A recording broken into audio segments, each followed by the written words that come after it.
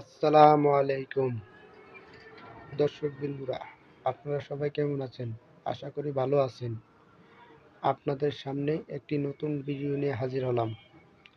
ভিডিওটি দেখে সবাই কমেন্টে মন্তব্য করবেন।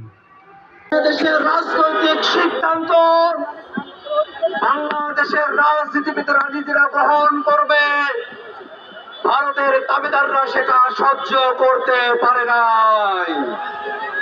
ভারত নিজেদের মতো করে এই বাংলাদেশে তারা পাপের শাসক তারা বসিয়েছে, পাপের রাজনৈতিক দল তারা তৈরি করেছে। সেই রাজনৈতিক দলগুলোকে তারা ফুলিয়ে ফাঁপিয়ে বাংলাদেশে 16 বছর ধরে তারা ফেসিবাদ কায়েম করে রেখেছিল। 24-এর অভ্যুত্থানের মধ্য দিয়ে বাংলাদেশের জনগণ বাংলাদেশ থেকে ওই ভারতের পাপের স্বৈরাচার শেখ হাসিনা এবং আওয়ামী লীগকে যেমন উৎখাত করেছে, তেমনই ভাবে বাংলাদেশে গেলে থাকা দিল্লির আধিপত্যবাদের বিরুদ্ধেও বাংলাদেশের মানুষেরা তাদের উচ্চ কণ্ঠ তারা জারি করেছে। এই বাংলাদেশকে আর দিল্লির আধিপত্যবাদের মধ্যে দিয়ে বাংলাদেশের সম্ভাবনাকে নষ্ট করার আমরা কোনরূপ সুযোগ দেব না। অত্যন্ত দুঃখের বিষয়, আজকে 16 ডিসেম্বরকে নরেন্দ্র মোদী ভারতের বিজয় দিবস হিসেবে উল্লেখ করেছে। বাংলাদেশের স্বাধীনতা, বাংলাদেশের বিজয় দিবসকে, বাংলাদেশের জনযুদ্ধকে, বাংলাদেশের মানুষের সংগ্রামকে ভারতের বিজয় হিসেবে দেখানোর মধ্য দিয়ে নরেন্দ্র মোদী দৃশ্যত ইতিহাস বিকৃতি করেছে। বাংলাদেশের জন্মের সাথে লেগে থাকা ইতিহাসকে বিকৃতির দায়ে অবিলম্বে নরেন্দ্র মোদীকে তার বক্তব্য প্রত্যাহার করতে হবে।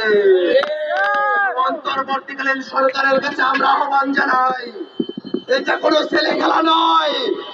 বাংলাদেশের বিজয়কে ভারতের বিজয় দেখিয়ে ইতিহাস বিকৃতি করার ছেলে খেলাকে রাষ্ট্রীয়ভাবে প্রশ্রয় দেওয়ার কোনো সুযোগ নেই।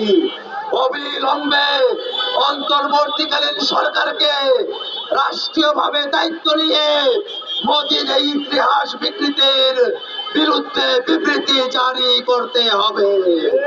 ভাইরা আমার, সামনে নির্বাচন অনুষ্ঠিত হবে।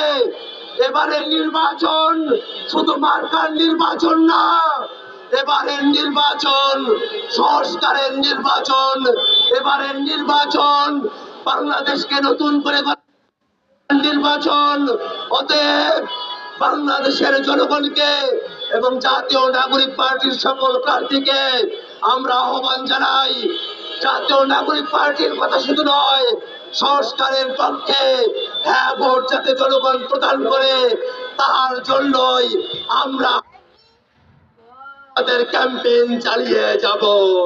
এই ক্যাম্পেইনের মধ্য দিয়ে নতুন বাংলাদেশ হবে, সেই প্রত্যাশা রেখে আমি আমার বক্তব্য এখানে শেষ করছি। ইনকিলাব জিন্দাবাদ। ভালো লাগলে লাইক, শেয়ার, কমেন্ট করে জানাবেন। নতুন নতুন ভিডিও পেতে চ্যানেলটি সাবস্ক্রাইব করবেন। সবাইকে ধন্যবাদ।